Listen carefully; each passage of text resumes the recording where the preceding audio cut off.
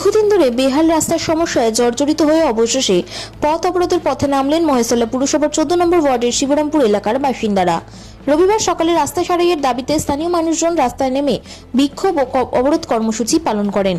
স্থানীয়দের অভিযোগ, প্রায় 4 থেকে 5 বছর আগে সরকারি আধিকারিকদের উপস্থিতিতে তৎকালীন তৃণমূল কংগ্রেস নেতা তথা প্রাক্তন বিধায়ক দুলাল দাসের পুত্র বর্তমান বিধায়ক শুভাশিস দাস এবং 14 নম্বর ওয়ার্ডের পুর প্রতিনিধি মুকুল মণ্ডল নারকেল ফাটিয়ে রাস্তা নির্মাণের কাজের আনুষ্ঠানিক সূচনা করেছিলেন। কিন্তু এত বছর পেরিয়ে গেলেও বাস্তবে রাস্তার কোনো উন্নয়ন হয়নি বলে দাবি এলাকাবাসীর।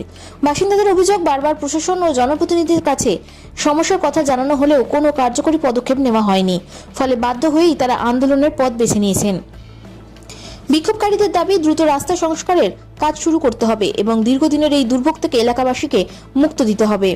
স্থানীয়দের বক্তব্য, বৃষ্টির সময় রাস্তার অবস্থা আরও ভয়াবহ হয়ে ওঠে। বড় বড় গর্ত, কাদা এবং জল জমে থাকার কারণে প্রতিদিন যাতায়াতের সমস্যার সম্মুখীন হতে হচ্ছে সাধারণ মানুষকে। স্কুল পড়ুয়া থেকে প্রবীণ নাগরিক সকলেই এই বেহাল রাস্তার কারণে চরম ভোগান্তির শিকার হচ্ছেন। দীর্ঘ 4-5 বছর ধরে এই রাস্তার এই করুণ অবস্থার জোরে এলাকায় ক্ষোভ ক্রমশ বাড়ছিল। অবশেষে সেই ক্ষোভই পথ অবরোধের মাধ্যমে প্রকাশ পেল। আন্দোলনকারীরা দ্রুত সমস্যার সমাধান না হলে আরও বৃহত্তর আন্দোলনের হুঁশিয়ারিও দিয়েছেন। Bureau report 24x7 news Bengal.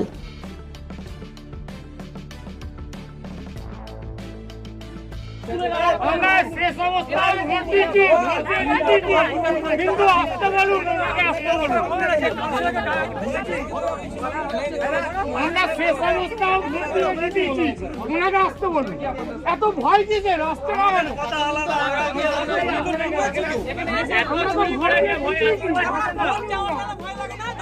ভয় দিতে আমরা নিজেরাই ফোন